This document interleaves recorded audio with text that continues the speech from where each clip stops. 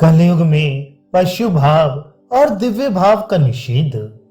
श्री पार्वती जी कहती हैं, हे शिव, हे भगवान, कलयुग में जीवों का उद्धार करने के लिए आपने तंत्र शास्त्र बनाया है और भोग अवर्ग विधायक बहुत से आगम व निगम प्रकाशित किए हैं। उनमें देव देवियों के मंत्र और यंत्र आदि सिद्ध करने के उपाय हैं। आपने सृष्टि स्थिति आदि के प्रकार से न्यास कहे हैं। आपने बद्ध पद्मासन और मुक्त पद्मासन आदि बहुत से आसनों का भी विषय कहा है। आपने जिनसे देवताओं का मंत्र सिद्ध हो जाए वैसे पशु, वीर और दिव्य भाव प्रकाशित किए हैं। इनके सिवाय शवासन, चितारोहण और मुंड साधन भी कहा है।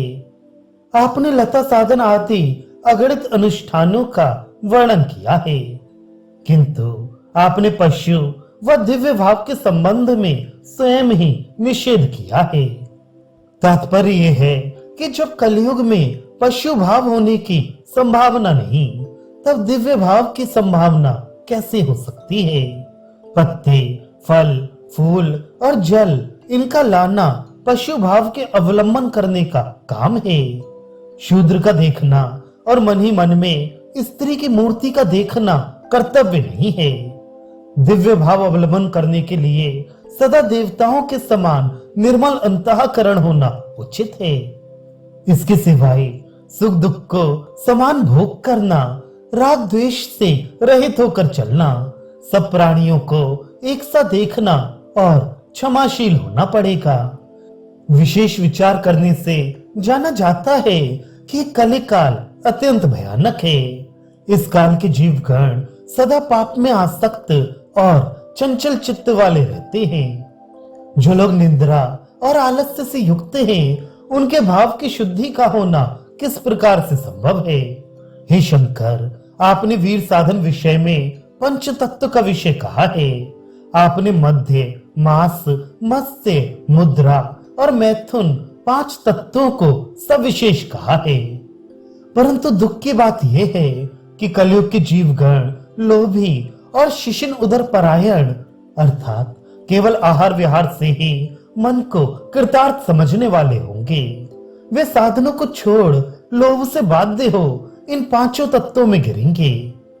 वे मदमती हो हित अहित के विचार को पानी देंगे और इंद्रियों के सुख के लिए बहुत सा मधु पिएंगे।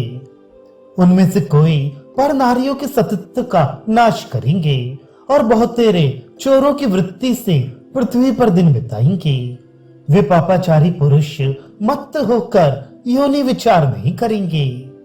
बहुत से अत्यंत खानपान दोष से इस पृथ्वी पर सदा रोगी, शक्तिहीन, बुद्धिहीन और विकलेंद्रिय हो जाएंगे। वे मनुष्य मतवाले हो अगाध जलाशय, करविल, दुर्गम मार्ग, बड़ी अटारी और पर्वत के शिखर से गिरकर मरेंगे। कोई कोई पुरुष मतवाले हो बड़े बूढ़े और स्वजनों के साथ लड़ाई झगड़ा करेंगे। कोई मृतक तुल्य और मौनी होकर रहेंगे।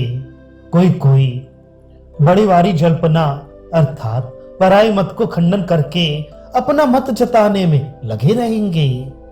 ये बुरी क्रियाओं के करने वाले, क्रूर और धर्म मार्ग का लोप करने वाले होंगे।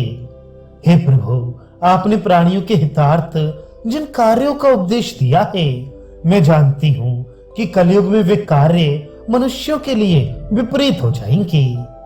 कौन योगाभ्यास में रत होगा, कौन न्यास आदि कार्य करेगा, अर्थात कोई ना करेगा। हे जगन्नाथ, कौन पुरुष स्तोत्र पढ़कर यंत्र लिपि और पुरुष चरण करेगा, अर्थात योग धर्म के प्रभाव से स्वभाव से ही कलयुगी मनुष्य अत्यंत दुर्व्रत और पाप करने वाले होंगे। हे प्रभु, हे दीनेश, उनका क्या उपाय होगा? सो आप कृपा करके मुझसे कहें।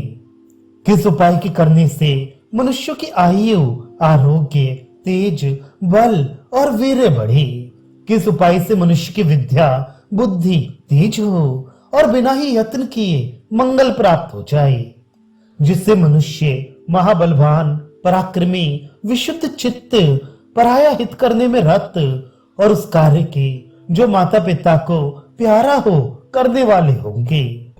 जिस प्रकार से मनुष्य अपनी स्त्री में रत पर स्त्री विमुख देवता व गुरु के भक्त और पुत्र व सज्जनों के प्रतिपालक हों, पुरुष जिस प्रकार से ब्रह्म ज्ञान संपन्न और ब्रह्म परायण हो, उस उपाय को आप लोक यात्रा की सिद्धि और सबका हित करने के लिए वर्णन करें। वर्णाश्रम के विभाग अनुसार जो कुछ कर्तव्य और जो अकर्तव्य है वह सब आप प्रकट करें। आपके अतिरिक्त सबका उद्धार करने वाले इस त्रिलोक मंडल में और कौन है?